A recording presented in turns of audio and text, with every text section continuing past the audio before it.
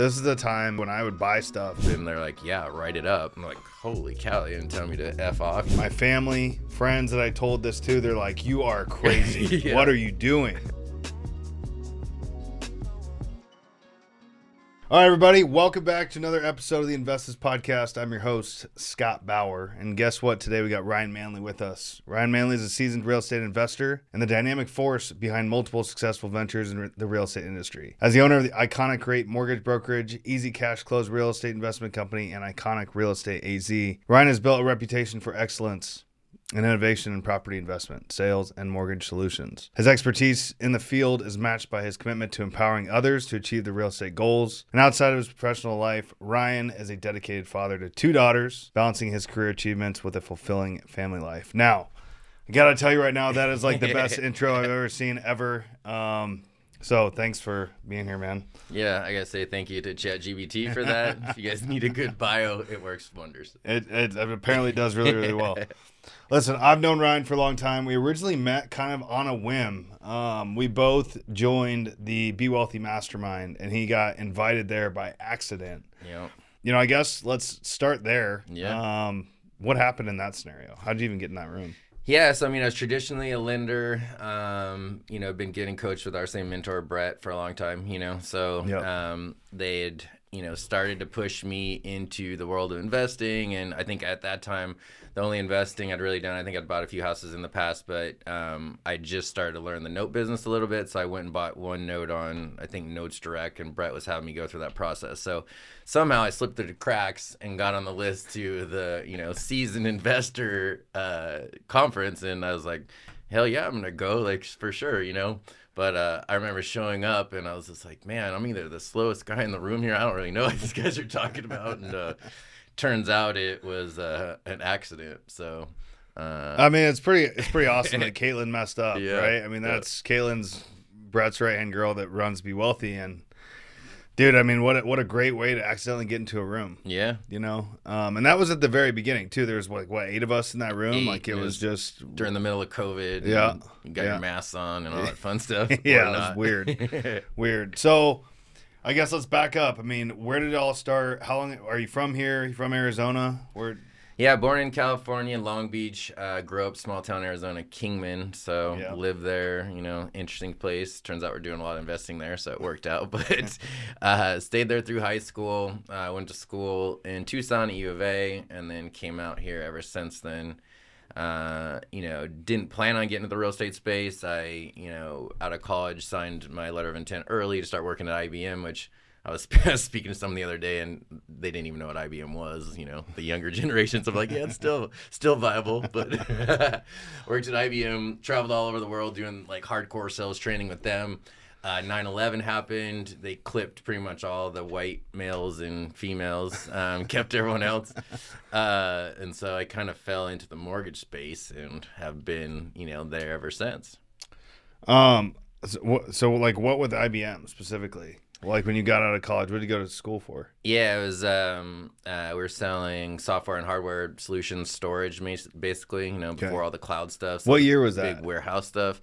Age myself, that was 2001. Okay, so dude, I mean, because think about how far things have come since then, right? Like that was like way before even cloud storage. So we both have young daughters, right? How old are your daughters? 6 and 9, just turned 6 and 9. Okay, so Naomi's 11, just a little bit older, but still, like, she has no idea. Like, everything in their world is on the cloud, right? Everything that they have is YouTube-based or, like, around the internet, right? Yeah. I mean, think about the difference in how you learned growing up compared to how they're going to learn. Yeah, no tape, CDs, DVDs, Yeah, none right. of that stuff, Like, Right. what is that stuff? Right. I actually took my daughters out to lunch on Sunday to Zips to watch some football, and there was a payphone, and my daughter comes and grabs me. She's like, come over, check this out. And she wants to grab it and take a picture of it, but they had no idea what the thing even was, What is this thing hanging on the wall? Yeah. Kind of funny enough, I was going through our garage this weekend, and I found an old like case of DVDs and Blu-ray discs. Nice. Right, and PS3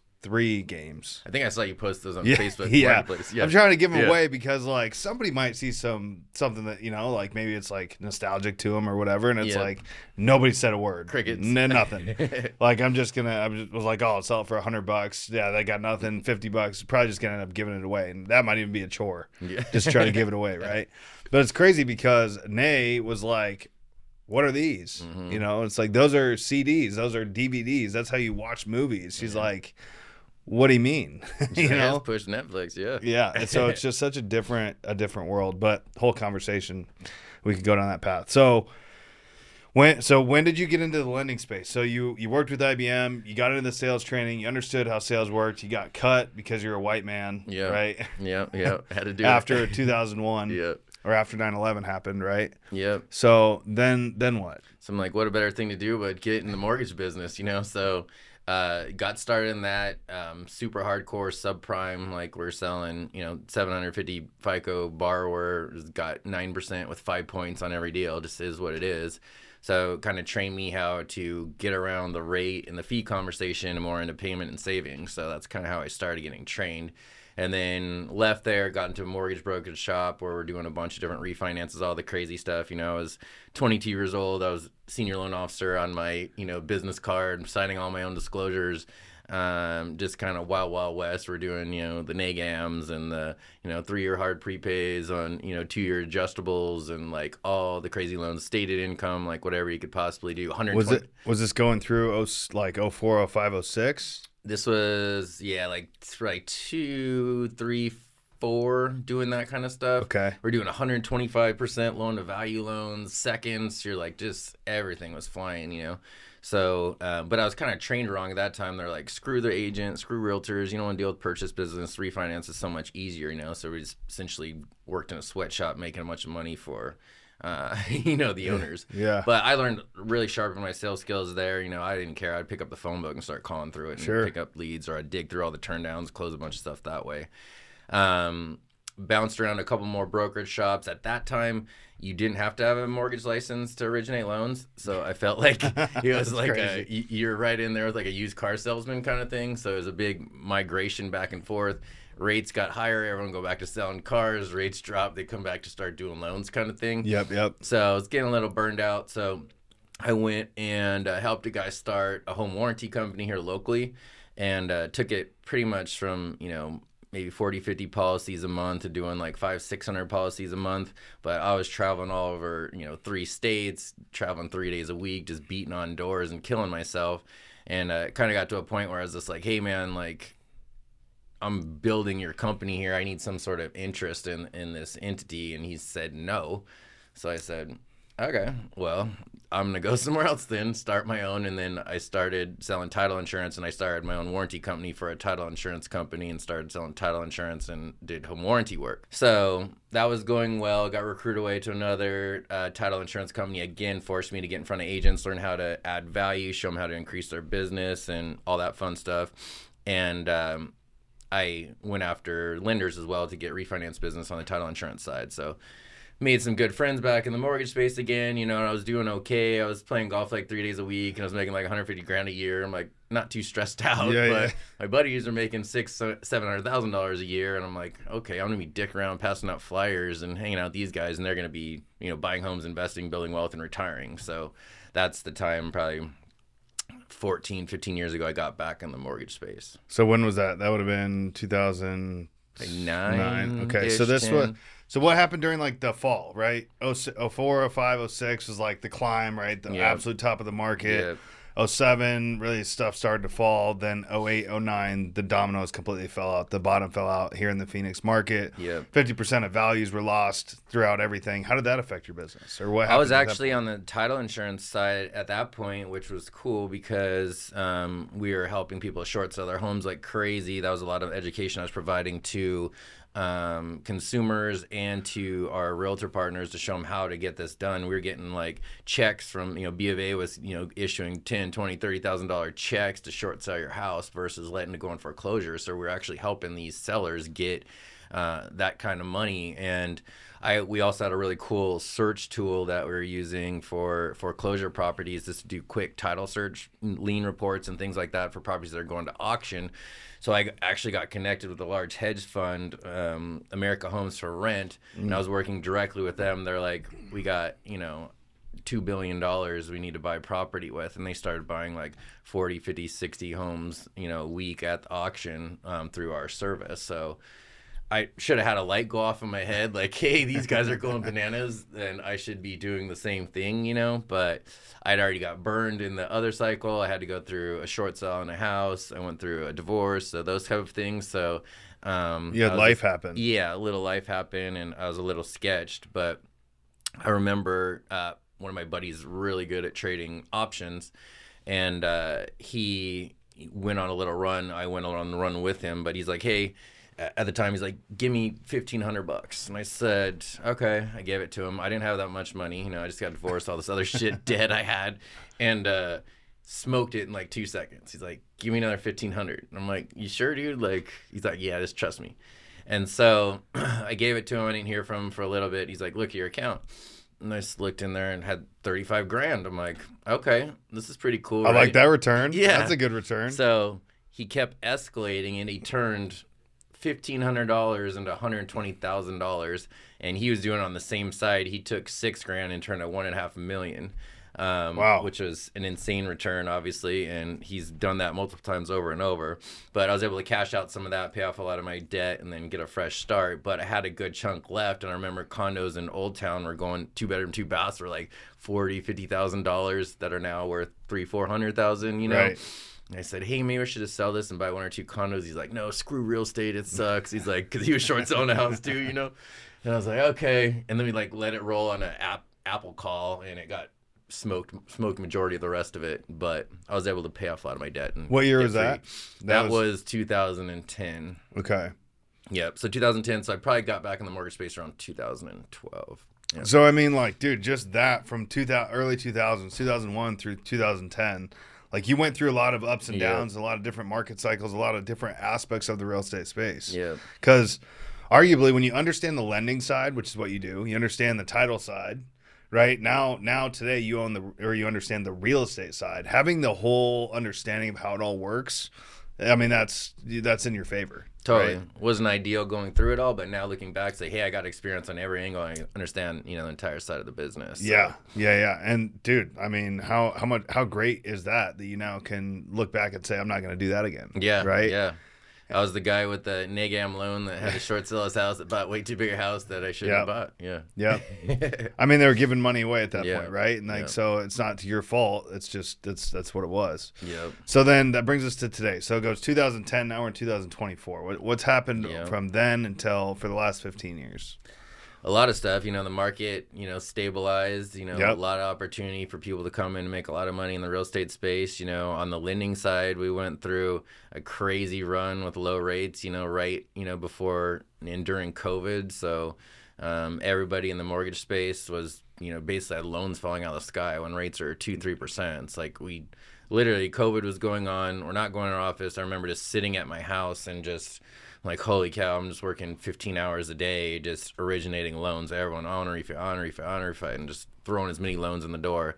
It's a funny story. I actually have this Nespresso machine at my cabin that I had during COVID. The thing, like when you start, it sounds like an airplane hangar taking off. It got used so many times, like, so now it's like a wake up alarm at the cabin, but it's a reminder of how much coffee we were drinking and how long we were working to pump, all those loans through. So you're just cashing checks though, probably. Yeah, printing money. It was crazy. I was, partner in our branch at that time. There's 2 or 3 other partners in there. We were all making $50,000 a month salary plus our LO comp. So, 7-figure W-2s, which looked really cool. But then it really helped me start realizing what it was like to be W-2'd and have real no ability to write anything off. I mean, W-2 looked cool, but I was paying a shit ton of $400,000 or $500,000 in taxes coming out of my check with no say whatsoever, right? Right. So that was like, man, why am I killing myself working so hard just to give this much away. We're essentially like government's wet dream. So, Right. So that's when Was that with Iconic Rate, or was this no, before that was then? with American Financial Network. Yep. Okay. So great run, not complaining. Obviously, we're making tons of money, and Sure. it was awesome, and helped me get on a good track to have some powder to start investing and Yeah. cleaning out any bad debt besides mortgage and all that stuff. But that was when the conversation started happening with Brett. I was like, what am I supposed to do with this money? And he's like, start dropping mailers. Yeah, that's the magic thing right there. But I mean, okay, so when did Iconic Rate start? Iconic Rate started about 2 years ago now. Okay, Maybe and so 2.5. and you started Iconic Rate, or do you have partners in that? Nope, just me. So the rate started going up a bit. We're losing our $50,000 salaries because the profit and the volume wasn't there. Yep. A lot of people started getting out of the business. Being on the retail side, your rates are a little bit higher. Your fees are a little bit more. When you're offering 8.25% and some brokers offering 7.5%, that's a big difference. But Sure. if you're offering 2.5%, or some brokers offering 2.5%, and you're at 2.99%, it's not that big a difference, right? Yeah. But when it gets that high, people get really rate sensitive and fee sensitive. Sure. So I kind of saw the writing on the wall. I didn't want to continue to pay all of that tax. They wanted to limit me on what I was able to do on the investment side. They didn't want me to have an active real estate license. So there was a lot of negatives to continue to stay there. So I took the leap, went out on my own when stuff had slowed down. So it gave me a time to be able to put the business together and get it all in place. Mm-hmm. And then I opened that and I was able to activate my real estate license and start focusing more on the investment business and, creating a family of brands that can all work together and feed each other. Absolutely. Yeah. Do you have to have, so obviously now you do have to have a banking license. You have to have a license in order to originate loans, right? Yep. Then that's probably because of Dodd-Frank? Yeah, you have to have all the financial licenses. Your credit has to be in line. You have a certain amount of net worth. Every state has different regulations. Sure. They have to look at your P&Ls and financials every quarter.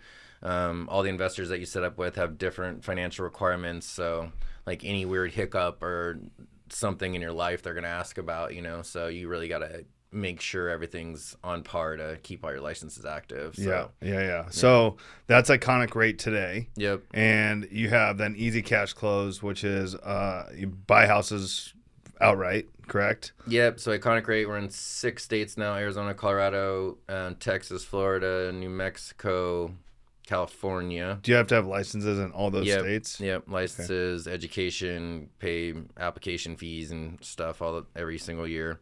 So I had that Easy Cash Close. So Easy Cash Close was created to stop helping me, generate some passive income and offset some cost from, the mortgage business and things that, I had coming in. But yeah, we're a full-blown investment company. We buy, hold, flip, wholesale, seller finance, note creation, wholesale. How we're taught to go through a property and figure out what's the best use of, monetizing it. So. Yeah, definitely. What do you focus on right now? Like, what is the big focus for you? Is it on the Iconic Rate side? Is it on the flip side? I mean, what's working the best for you right now? Investment side, we've been making more money lately. We had our best month ever in August. Love that. Which Hell was yeah. cool. Yeah. So we're hammering down. We're really doubling down on a lot of our marketing. We've got some new acquisition guys coming in, just trying to fine-tune our tools and systems. Now paying more attention on the mortgage space because we did get a rate reduction. So going through my past clients and putting the word out there that we're helping people save a lot of money with refinances right now. So doing more streamlines and IRRRLs, which is super easy. So if you have an FHA or VA loan, don't hardly need any documentation, don't need to see your income, there's no appraisal. It's basically just lowering your rate. Super easy to do. So a lot of people are taking advantage of those right now. Anyone over 6.5% should have a conversation with us right now because we could probably save them money. A lot of people are, up to their eyeballs in credit card debt too. So a lot of people are doing debt consolidation loans and those type of things. That was kind of where I wanted to go next, was like, what do you feel like with the economy right now and where people are from? I mean, everything has been so expensive for so long. Yep. The policies that have been in place have been horrific for the last 4 years for sure. Yep. It's really caused people to become very broke, right? As you just mentioned, credit card debt has gone over $1 trillion in the U.S. I mean, we have people that can't afford to buy their houses. They can't, their car payments are up. I mean, to go buy a new car right now, it's $100,000. That used to buy you a house. Yep. Right. And that thing depreciates rapidly, super fast. The amount of people we see with $1,500 a month car payments just makes me nauseous. I'm like, oh my God, I can't. You're stressing me out looking at this thing, I bet. Yeah. So, not to mention more than one. No, right? I They know. have, 2-3 cars in a house, or not a house. They live in an apartment and have 2 that. cars, and they can't afford a house because their debt-to-income ratio is too high. Right. So, I mean, 60% of homeowners are sitting on, interest rate of 4% or below. So there's a lot of people that are in properties that don't meet their needs. Like, it's either too small, too big, but they can't afford to go anywhere else. They're holding on to it like it's their golden ticket, and they're letting their consumer debt spiral out of control. Right. So the word that we're putting out there now is, hey, let us know you bought at a good time. You're sitting on a lot of equity. Please talk to us before you start defaulting on anything. If you start defaulting on your credit cards and other things, and your scores go down and you run out of options as far as what you can do. But now we can put you in a position to absorb that debt into your equity and save you, hundreds and thousands of dollars a month and put you on a track. But if we do see rates drop in, even the high 4s, I think we're going to see a lot of people loosening up inventory because the house doesn't work for them anymore. Now it makes sense for them to buy something else. Yeah, I mean, there's definitely more, here in Phoenix specifically, a lot more active listings that are hitting the table today than there were. There's 18 or 20,000 that are out there now, active listings, which is considerably more than 9 or 10,000 that were out there. But it's not enough, right? I mean, with the amount of people that are moving here, there's still not enough inventory out there for people to gobble up. I mean, how often are you hearing, we're starting to hear this a lot more, I'm going to wait till after the election. How often are you hearing that from your sellers and clients? All the time. What do you tell them? I mean, what can you tell them, right? There's a couple things. It's like, well, because if you start going down that, hey, what happens in the election doesn't really matter, right? I mean, they're not going to listen to that necessarily. Like, you could try to go down that path. But ultimately, every day that they're waiting to make a move, when interest rates drop, the value of those houses are going up again. That's what's going to happen, right? But I don't know. What are you saying to those people? I just try to play it like, hey, well, let's play this out, right? And let me know what your fears and concerns are. What if Trump wins? What if Harris wins? What do you think is going to happen? And try to get them to at least open up and explain. Most of them don't have a reason or excuse. They don't have any idea. Yeah, you're like, I don't know. So then what you don't know that's going to happen. So you kind of focus back on that, and that can work, But if you get the money you need now, what's it going to matter if, whoever wins or whatever. Wins, right? People just are holding on. They think that the election, whoever wins, like next thing they know, the interest rates are going to go down and they're going to be able to save a couple more pennies, right? Yeah. Which the reality is after elections like this, if we look historically, the rates actually go up. Yeah, right. And they could. I mean, a lot of people are like, oh, I'm going to wait till the Fed, rate cuts to try to look at refinancing. But the investors already saw the play on the wall of the reduction coming. So it was baked into rates the few months prior. So we were reaching out to let everyone know, and a lot of the investors were given a lot of extra incentive to refinance now. We cut our comp plans on refis just to help more people and get them through the door. And then a lot of people that were waiting, like, oh, hey, we got tons of calls when the Fed cut the rates. Oh, what'd the rates do? I'm like, actually, it went up today. So you kind of were at wrong timing. Yeah. So glad we locked all the people in that we had prior to that announcing. Can you explain to people that maybe don't understand how that kind of works, right? So when the Fed funds cuts the rates, right, that's not what's tied to the mortgage. The mortgage is actually tied to the 10-year treasury, 10-year treasury and investors, And so, like, that all is adjusted prior to that rate cut happening, right? But how does the layperson out there, like, how do you make them understand that?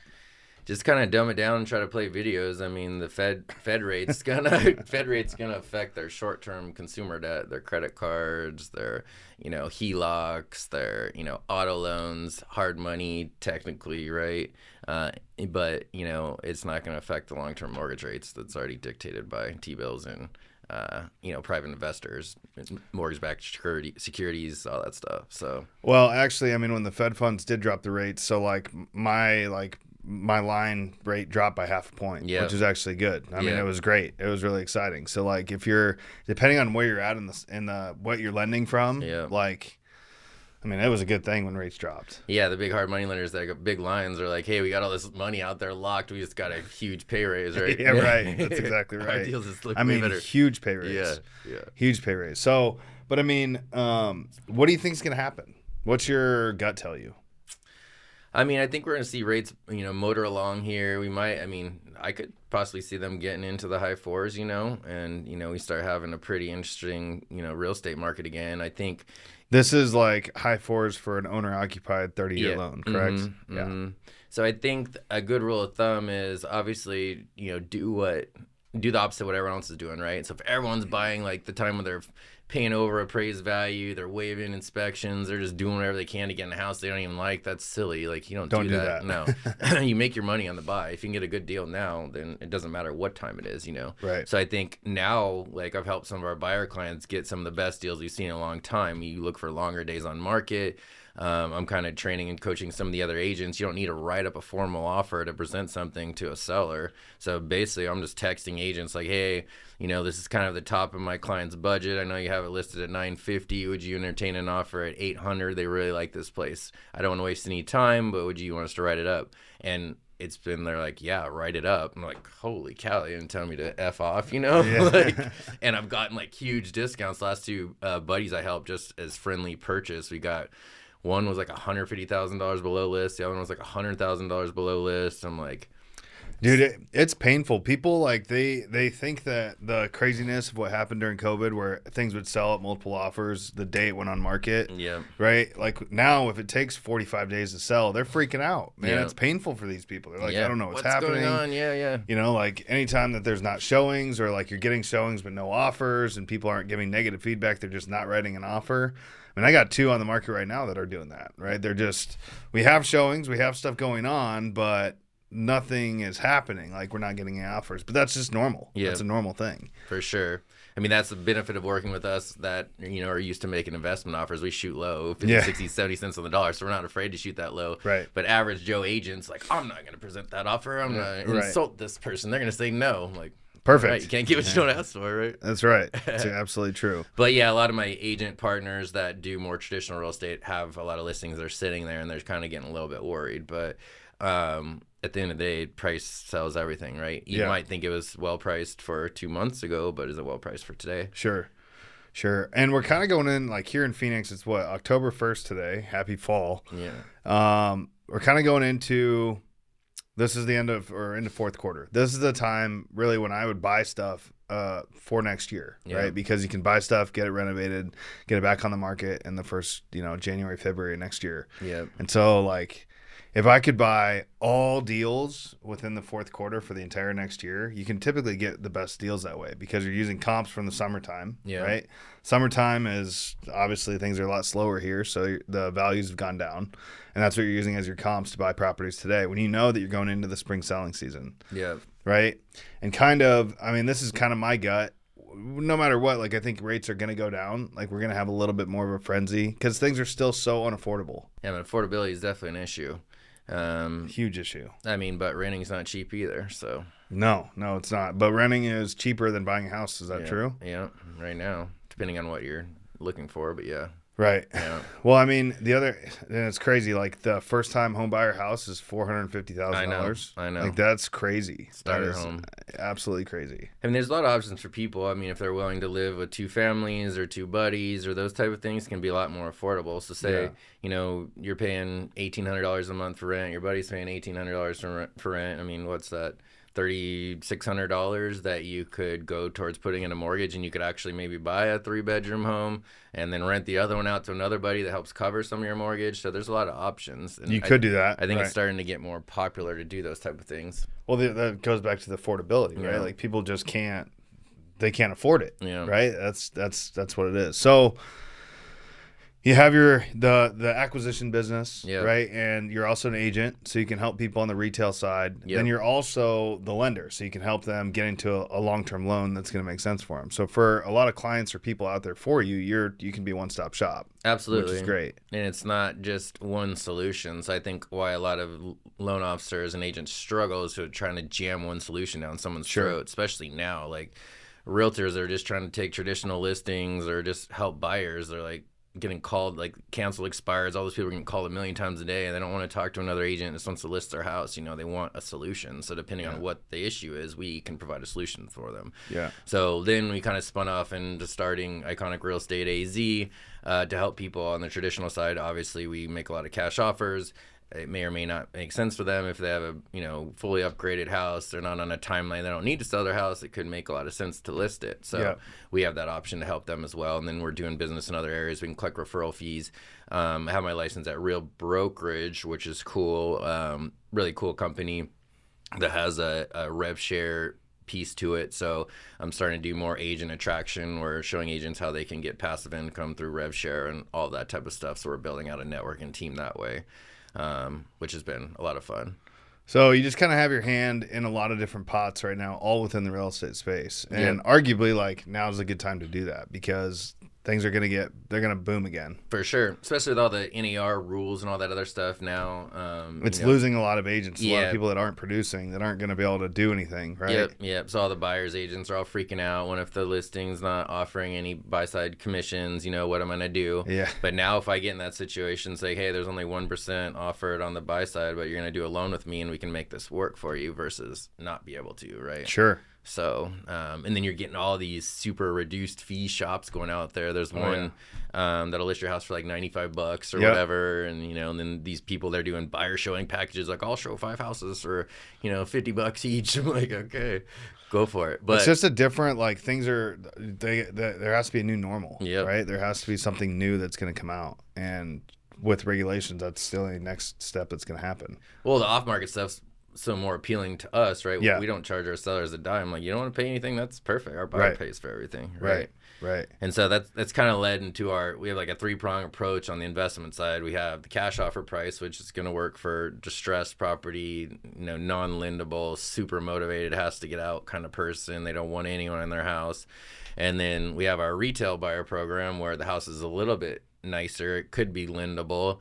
They just don't want the cash offer, but they don't want a full-blown circus going through the house being listed on the market. So we can take that property, still put it on the MLS, and we won't put any signs in their yards, any lock boxes, and we can control the showings to like 1 day a week and still help them net that optimal number where they're not having to pay realtor fees, closing costs, commissions, or anything. We pay it all out of our side. So that's starting to get more popular. We're starting to take more equitable interest listings.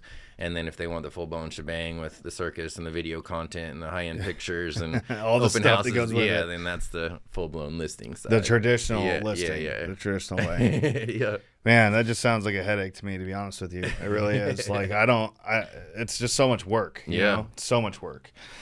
Well, and sellers think, like, with a nice house, think that they're, like, really hot shit, 30 agents kissing their ass. It's like, oh, I want your listing on. And then they just start price dropping. Oh, I'll do it for 3%. I'll do it for 2%. I'll do it for 1%. I'll do it for 0.5%. And you're like, dude, they're just selling their soul and losing value. 100%. They don't value their own time. No. They also don't value what they're capable of doing, right? No. Somebody that's willing to take a reduced commission, like, I don't know, you like to take a reduced salary for your job for what you're going to go do? I don't. That's not for me. Go to someone that'll do that, right? That's right. Yeah.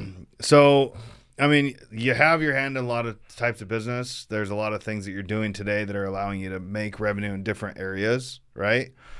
But I think I want to circle it all back to why are you doing it? Well, I mean, you got to have your reasons. Obviously, your daughters and those type of things. You want to make sure they have a good life. You set your freedom numbers that you want to hit to generate enough passive income to be able to cover all of your expense and give you a nice lifestyle if you want to quit and don't have to work anymore or you get injured, and then have the ability to have, enough wealth around you to help friends and family. I don't know if Brett told you the story about his dad. Oh, yeah. So, I mean, this is a great example. We were texting, actually, when he was going up to Colorado. Yeah, so his dad was in the hospital for having some health complications in a small town city, Colorado. They were saying it doesn't look good for him, right? So Brett said, screw this. I'm going to fly in a private medical jet, and I'm going to put him in the best hospital in, Scottsdale or whatever the case may be, which turns out it saved his life, right? Yeah. But cost him like $40,000 to put that jet together. If he didn't have that money, his dad would probably be gone right now. Right. So that's just a big eye opener. It's not necessarily all for you or to be selfish or buy fancy cars and fancy shit. It's to have options to help, your friends and your family. 100%. So that's a huge piece. it all really boils down to two things. Like every decision you make, which he teaches well, is like, does it increase your passive income or does it increase your net worth? Every single thing comes to math on those two decisions, right? Yeah. Do I need this new car? No, I don't. This is going to affect my, balance sheet. Is it going to affect my passive income? Right. Or is this investment going to get me more passive income, increase my net worth? Yes. Okay. I want to do more and more of those. I'll sacrifice the fancy shit to have more options to do those type of things. 100%. I actually was reading in that book 37 Letters to His Son by by J.D. Rockefeller. Yeah. Yeah, J.D. Rockefeller. One of them in there talks about being greedy. And greedy has a negative connotation to it to the majority of people out there. They think rich people are greedy. But if you think about it, the reality is like everybody's greedy. Everybody wants to have the best stuff. Everybody wants to have a great life for their kids. Everybody wants to have, wants to achieve more. Everybody wants to go do things bigger and better, right? And by being greedy and like going and getting your fair share for you or your unfair share, you're able to do things like what Brett did, right? Yeah. Fly his dad on a private jet to get him to the best hospital to get the best care. Yeah. If you weren't greedy and you didn't have those excess funds to be able to do that, like his dad would be dead. Yeah. And in similar situations across the board, that would be what would happen, right? Yeah.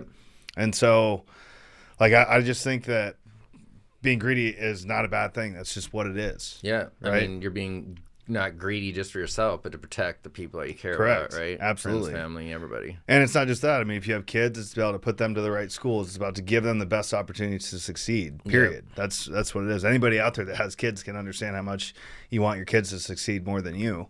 And if finances is what's going to prevent you from doing that, gosh, what a terrible thing. Right. Especially being I'm listening right now to Jim Rohn, a book from Jim Rohn, and he was talking about the fact that like we're in the United States, right? This is the Mecca where you go in order to have freedom to do what you want to do. Yep. Like if you're a driven person, you have every resource around you to be able to succeed in the U.S., and there's no reason why you shouldn't. This is the best opportunity you have to do it. Yep. And so many people, people jump. People that try to get into the U.S., they risk their lives to get here. Why do you think that is? Opportunity. Opportunity is all here, right? And if you're not taking advantage of it, that's on you. That's the separation of classes and things that are going on with politics is just getting so out of control. Like, just to not have the ability to put your kid in either homeschooling now or private schooling. The public school systems are getting so out of whack and so dangerous, and the stuff that they're doing in there is so insane. It's just like shootings and all those type of things. Very true. Yeah. Very, very true. I mean, Nally goes to the Tempe School District, and like we're very involved with it. And every time like we meet with a teacher, we see the agenda of what they're doing, see what they're looking. I'm looking for like where's the weird thing, right, that I can point out. And thankfully, we haven't seen that.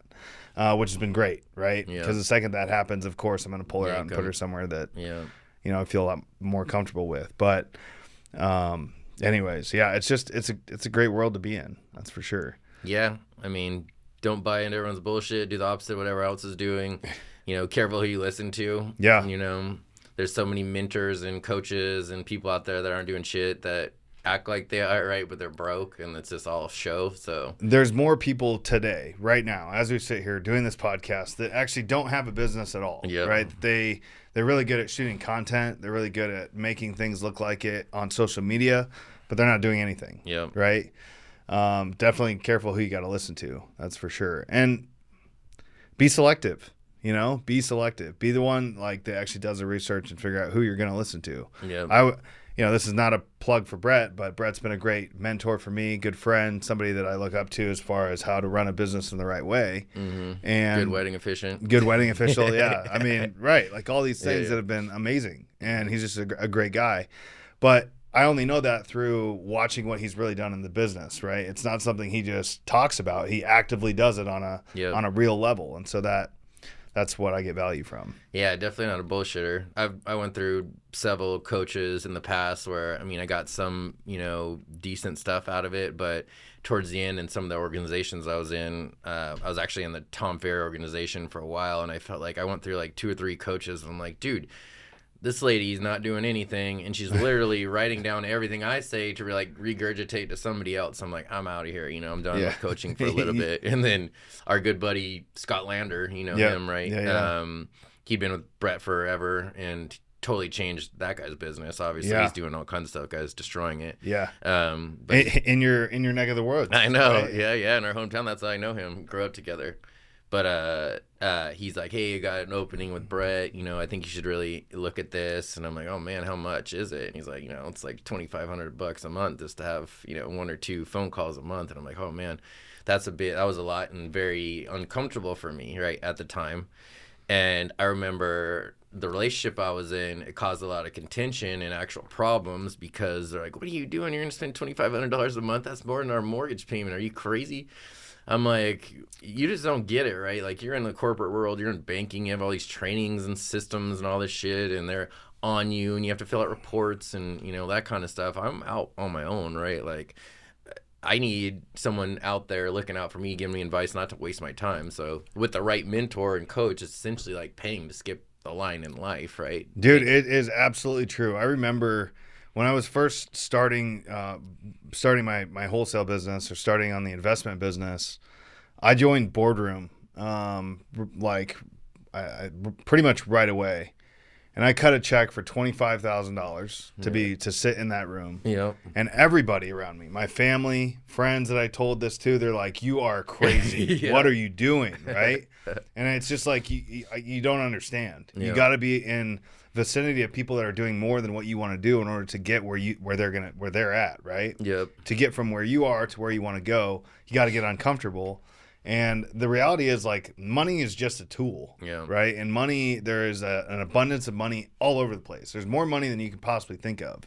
So don't let money stop you from actually, going to chase something. Or don't be afraid. I should say this with an asterisk. Don't be afraid to spend money to go sit in a room with people that are better than you, pending that you understand and really know who the people in that room are, Yeah. right? There's a lot of salesmen out there, like you're saying, that can try to sell you a coaching program or sell you a mastermind or whatever that is a bunch of shit. Yeah. But if you actually know and have real proof that, like, a room is worth it, dude, it's worth every cent. Absolutely. By I mean, far. the knowledge and the contacts and the friendships and all that stuff you make, Yeah. 100%. But you got to be able to take action. I That think too, that's a big difference between people. You can, like, I help a lot of people. I try to lead them to water. I show them the ropes. And there are so many people out there that get ready. I'm like, just pick up the phone. Like, I can't tell you anything else until we have something to talk about. But they get out there, oh, I got to fix this. I got to get my sheet ready and I got to do blah, blah, blah. You're like, no. So many people think getting that bat, and then we can figure it out. 100%. People think that they, like, have to get. I mean, this is just one example. So, like, if you have to get your website ready and get your business card ready and get fancy, you got to get your office set up. You got to get. It's like no, none of that shit matters. You need to get on the phone and talk to people. You need to figure out how are you going to make money. Yeah. Right? Because no business works if it doesn't make money. Period. That's the end of the story right there. Yeah. The beginning and the end. Yeah. Like, before you do anything, you say, okay, how do I make money? Go do that. Period. Yep. That's the only thing you need to focus on. You need a cell phone, and Excel sheet, and some data leads is really all you need on a budget, right? Yep. So I'm always push all my team and all my guys, like, they get distracted on all this other stuff. I go, hey, I want you guys to have your top 5 deals that are closest to money. I want you to tell me what the reason is it's not turning into money, and let's figure out a solution to get it to money, right? Yeah. So we focus on that all the time. That's all that matters. The top 5 deals that are closest to money. We need to pitch those to the finish line and get more of the top 5 deals. What does the teams look like now? So on the real estate side, like on Iconic Rate, well, we'll start with that. Iconic Rate, you got loan officers that work for you that are whatever.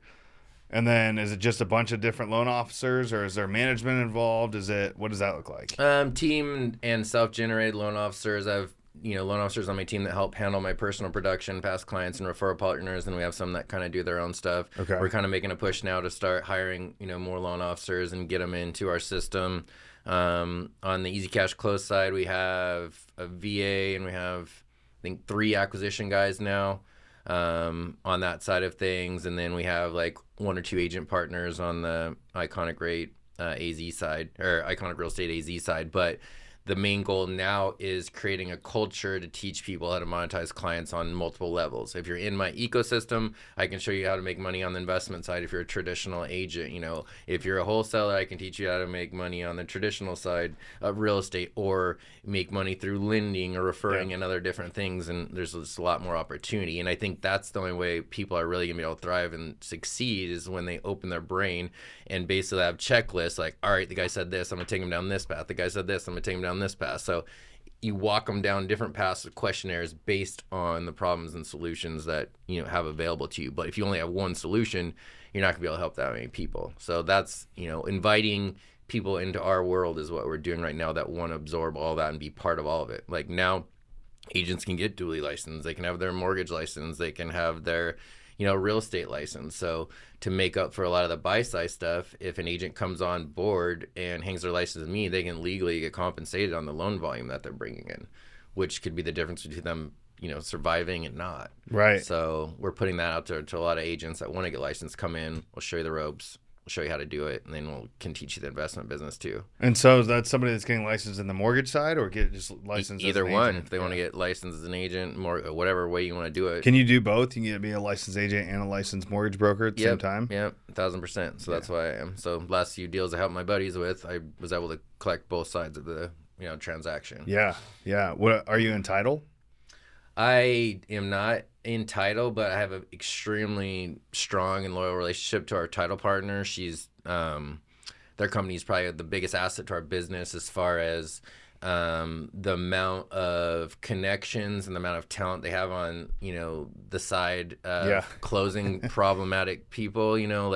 They're literally sitting on the phone call with us, talking to inmates in jail to help them get stuff notarized, or firing out notaries all over the place, or helping us with attorneys in legal and probate situations, like helping move and sell a lot of our deals. They're very well connected in the investor space, so making way more with that relationship than I would collecting fees on the title side. Sure, that definitely makes sense. But if they want a joint venture down the road with them, I would consider it. But it's just so much value in what they bring. It's just sounds like what you're getting is like you're getting value from them, just not like being as an owner in the title company. You're getting it from all the other stuff they're doing. So at the end of the day, you're still getting value. They're still creating value for you, which is ultimately what you want. And I'll counter to the death to get a deal there. So we get everything, all of our refis, all of our purchase, all of our off market. So if you were going to think back to when you started in 2001 and gone through the whole cycle that you've been through up till today, so really the last 23 years, if we're using that time frame, is there anything you'd do over? Yeah, absolutely. I wish we had YouTube, because I'd be self-educating myself like crazy, but I wish I would have thought bigger and try to figure out how to get into those rooms and find people that are actually running businesses that I want to run, and get close to those guys and just mirror and learn, right? But I was always like, growing up, we didn't have very much money, and it was always like, they didn't care if I went to college or not, but I did, and it's like, okay, now you got to work hard to get a good job where someone can pay you, and be grateful that you got your job and this and that. Don't push the boundaries of going out there and try to be an owner and running businesses and really go after the big dollars. It's more like fearful thinking, okay, I got enough just to kind of pay my bills and survive, and I should be grateful for it. So, and I was a party kid. Like I was super going out all the time, drinking a lot, doing all that stuff. So it's like, I just didn't have my priorities right. Maybe I was immature or whatever. I wish I would have forced myself to grow up quicker and dive into books and education and mentors. Dude, honestly though, I was a party kid too. I partied a lot. Yeah. A lot. And like that was a time in my life. That was a chapter. And I won't, I would not go back and change that. Yeah. Honestly, I wouldn't. And the reason why is because I feel like there's chapters in life that you get through, right? And it's like, it's really important to go through all of them. It's like, I feel very blessed to be where I'm at today. Yeah. And could I add another 0 to where I'm at today? Maybe. But does it matter? Doesn't matter. It really doesn't. I'm still going to get there. Yeah. Right? And that's the best part. I don't know. I've thought about that too. It's like, oh, do I wish that I would have not, spent more time indulging in books and getting mentors 5 years earlier than I did? I don't know. I felt like I was still really young when I started. So I don't think you should look back at that and say, oh, I wish I did, because you got to where you're at now, going through where how you went. Yeah. Everyone's on their own plan and 100%. timeline, And I gained a lot of valuable experience along the way and learned some lessons, went through some hardships and things that I'll never let happen again, you know? Right. So, right. And that stuff is, dude, more important than you think. Yeah. Right. I mean, it's kind of like the next kind of question is like, what would you give somebody who's 20 years old trying to start their business? But we kind of just talked about that, right? Like first of all, figure out a business that's going to make money. Like Brett always says, there's a million ideas to make $100,000 a year, you know, that'll just get you distracted. But like a lot of people, I would never discourage people from having ideas, but what does it look like? Can you make $1 a sale or something? You got to sell a lot of shit to make any money, right? So go where the money is, first of all. And then don't be afraid to bet on yourself. You know, once you get confident enough to know, like, you could take everything away from me today and put my back straight against the wall. I promise I'm going to fight out of it, right? Yeah. So once you have that belief in yourself and know that you can go do it and you'll do whatever it takes to be successful, then I think you can do anything. How do you define success? Like, what would be, like, if I was going to say, hey, Ryan, what does success look like for you? Or like, well, how do you define success specifically? I mean, it could be a lot of different things. It doesn't have to be money. You could have little successes every day. You closed a deal or you did something with your daughter or whatever, you know. So I think you know, if you're just chasing a certain dollar amount, I don't think that's ever going to make you happy, you know. I mean, success would be have financial freedom where you don't have to work anymore if you don't want to. But it's like what kind of lifestyle you have. You can always ratchet your lifestyle up. So it's kind of the never-ending chase, right? It's kind of figuring out how to, you know, be happy with yourself, help other people out there be successful. Giving, you know, is a form of success. And then, like I said, have the ability to protect your family and your friends. Well, I think it all kind of goes together, right? Because like my definition of what success would look like is being able to do what I want when I want with who I want, it doesn't matter what it costs, right?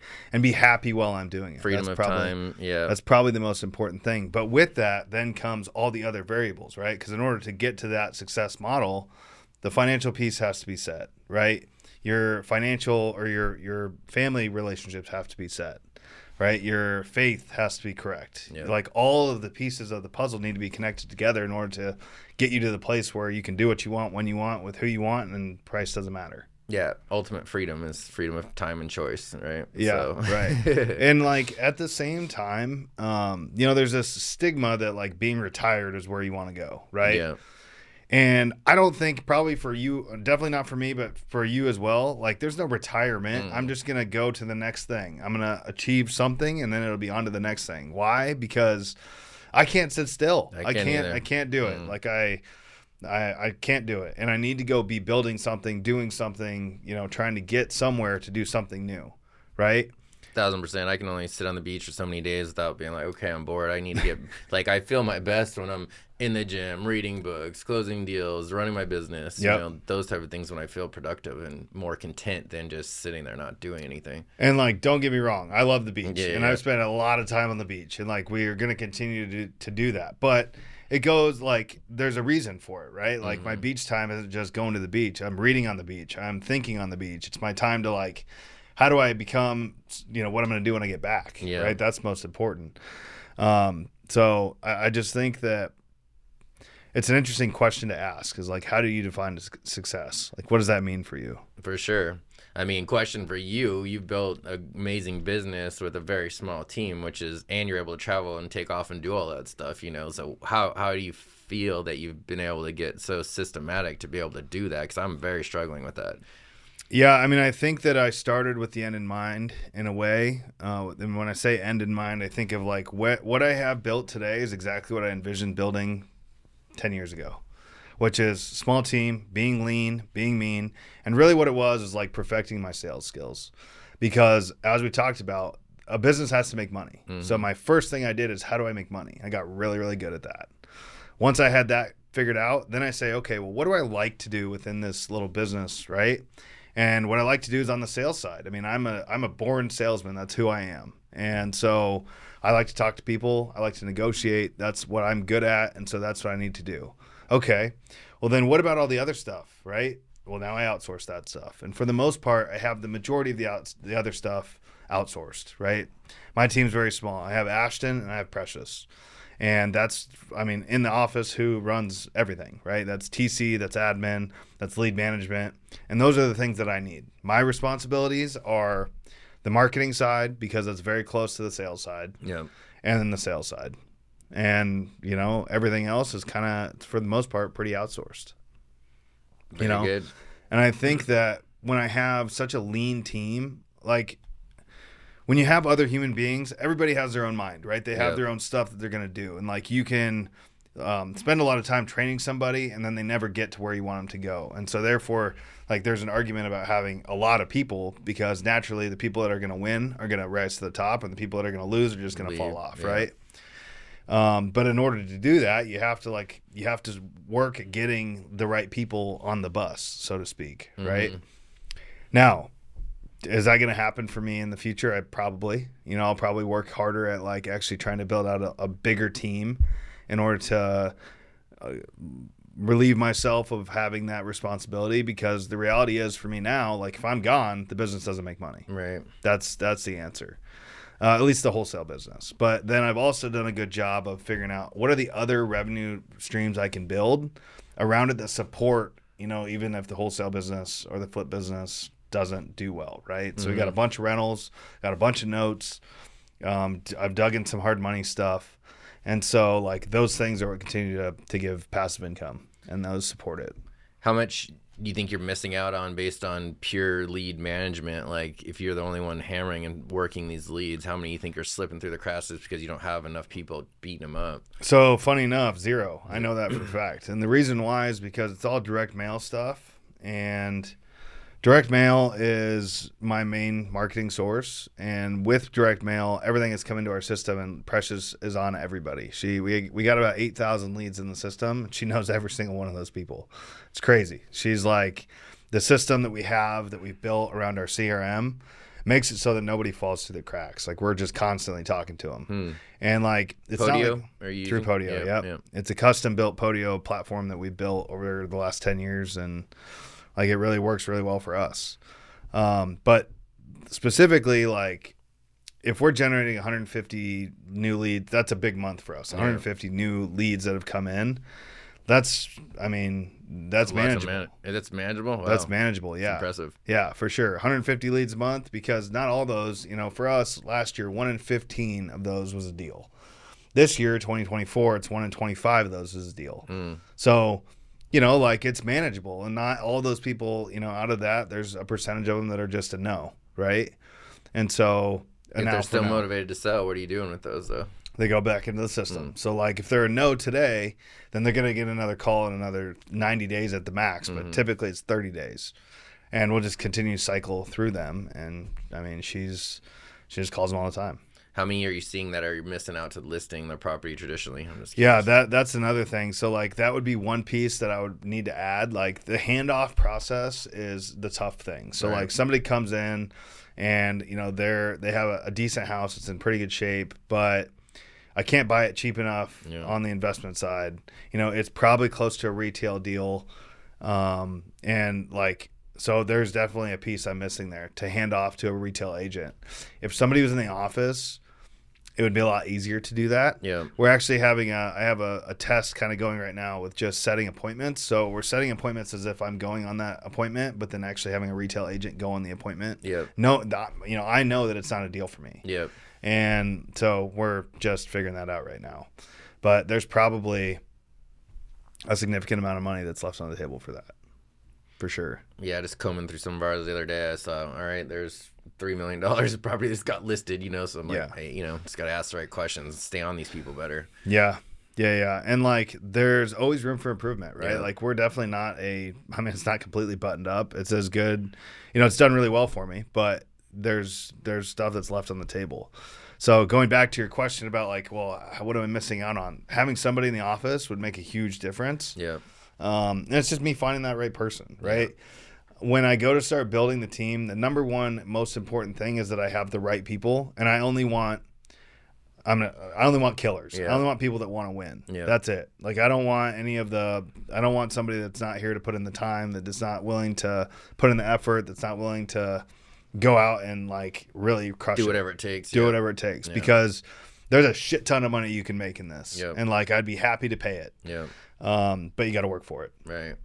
I think 8,000 leads on average at probably 15% people in there are selling every single year ish. Yeah, I mean that's 8,000 leads of all time. There's maybe more than that even, but they're some of them have already sold, some of them have already fallen off. There's I don't know what the active count, but she has basically everything is separated out. So like how many leads are in the next 30 days, the next 90 days? What are the leads that are just like our they're in our data, like our database leads that are just like they weren't really interested, but they did make a phone call at one point, and so they're gonna stay on that stuff.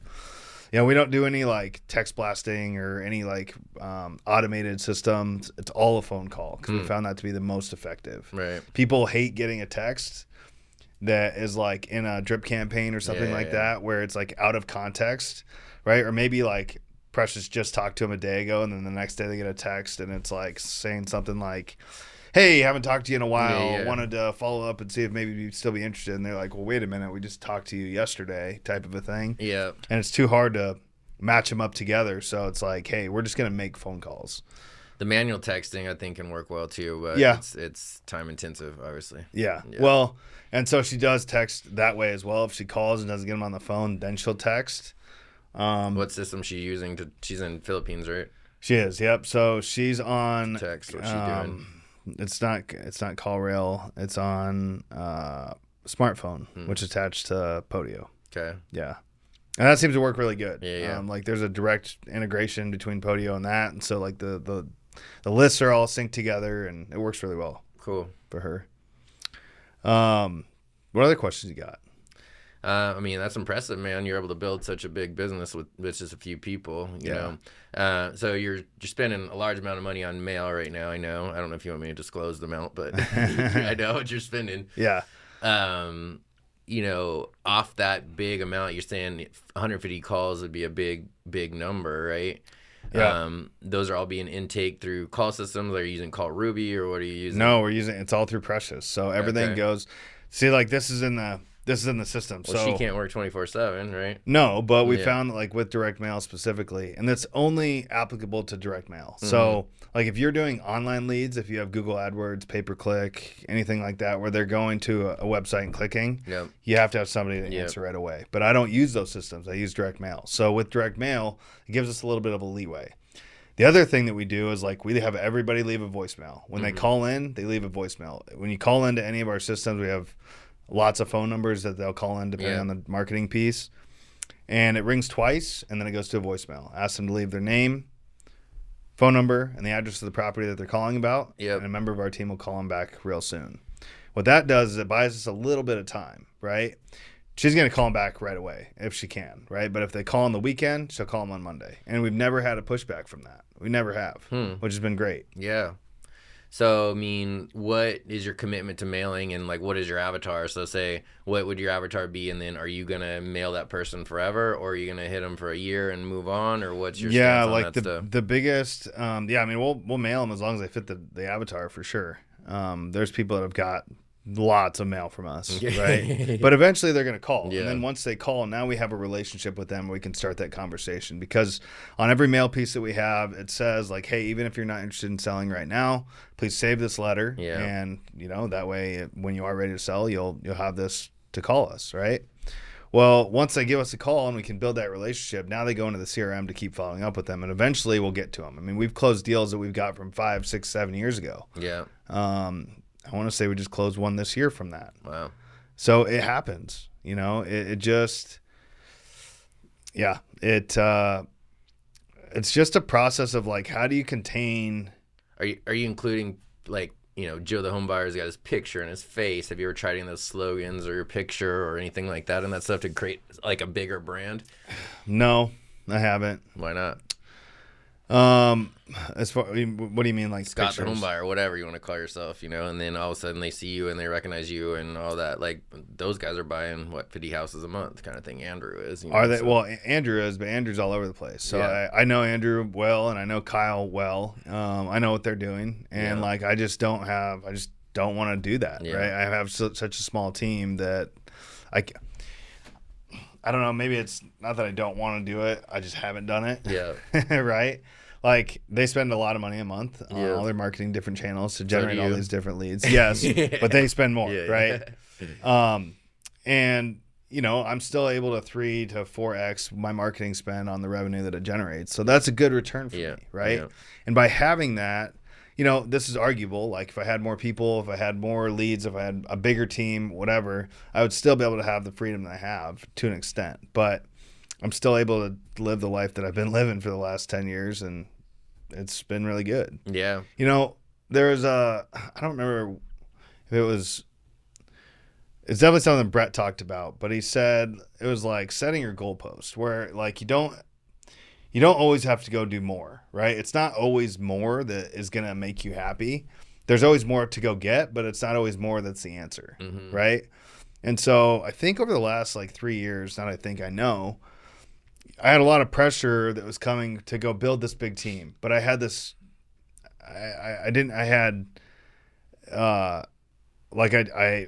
want to go do that, right? Yeah, you've always been on the fence. Like, I think I should do this, but I don't want to. But I don't want to, right? And so it was like, finally I made the decision, like, if you don't want to do it, don't do it. Yeah. Like, I live a great life, right? Yeah. It's been amazing. I'm very blessed to be able to have what I have, and been able to have build what I've built. And I'm very grateful for that, right? Like, you don't have to go build a huge team if you don't want to. Does it work? Sure, it could work.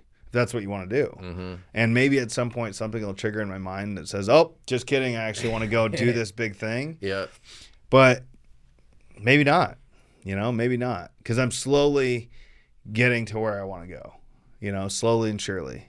And if I go back to what I said earlier in the call, it's like I'm not looking for a retirement time, right? I'm going, and like when there's a problem, I solve it, and like there hasn't been a problem for me. That makes sense. Yeah. No, I mean, you got a good deal going, so why change it, right? Well, yeah, and I mean, like, circumstances are going to change. My wife's pregnant right now. I don't know. Congratulations. Did you know that? No. Yeah. So That's cool. It is cool. She's 16 weeks tomorrow. Do you know what you're having? We're going to wait. Okay. We're going to wait till surprise? Yeah. Wow, that's awesome. Yeah. So let's have a name picked out for each? No, actually not yet. I mean, we've talked about names, but we don't have something solidified yet, but that might change things. Yeah. It may make me think differently about how I want to operate this business. And only, I that's not how I feel today. Yeah. But, that might change. That's actually it's a good question for you to ask, because, I mean, I think that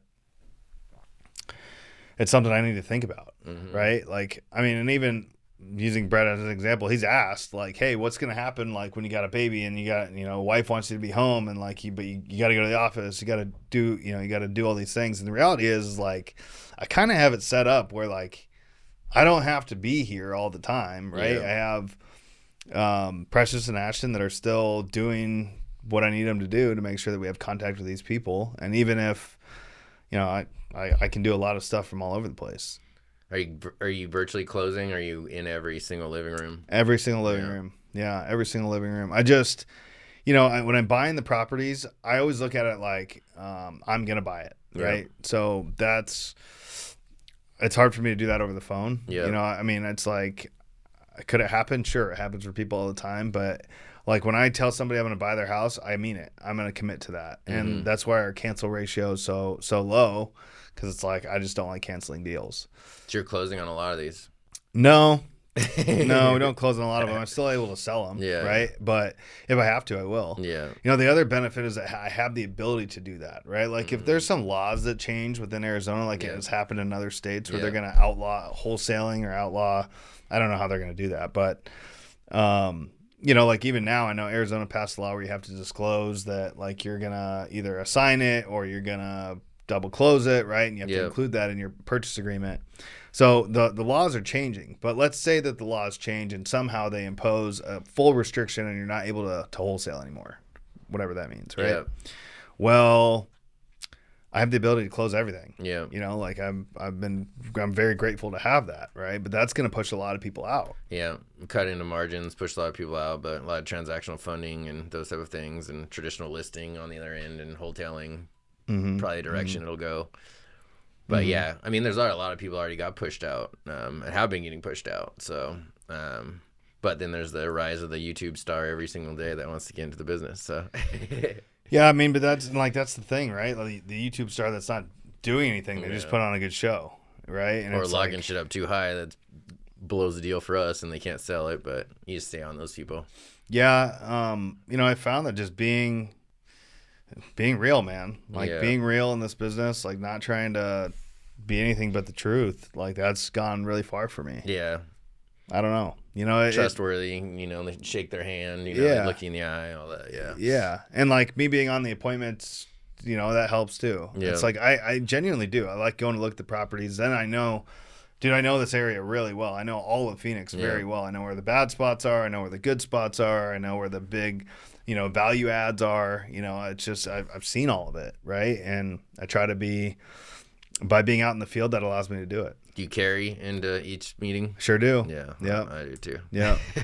Yep. P365. Yeah. It's just it's a nice one. Yeah. That's for sure. It's kind of sad that you have to do that, but it's more for like vacant spots. There's certain areas where I don't. Yeah. But I always have it with me. Makes you feel comfortable, right? Yeah. A little bit walking in some crazy kitchen or living room. Yeah. Yeah. That's true. That's true. Anyways, dude, it's been good having you. Yeah, man. Thanks for having me. I know we've been talking about it for a bit, so finally made it happen. Yeah. Well, we'll do it again. I appreciate you being here today, and we'll just stay in it. Maybe we can find a way to do some business together. No, absolutely. Look forward to it. I like it. Cool, man. All right. Thank you for joining us on today's episode of the Inves This Podcast. I know you got at least one thing from this episode, so drop us a like and click the subscribe button so you don't miss the next one. If you have any questions, thoughts, or suggestions for future episodes, make sure to leave us a comment below. I love hearing from you.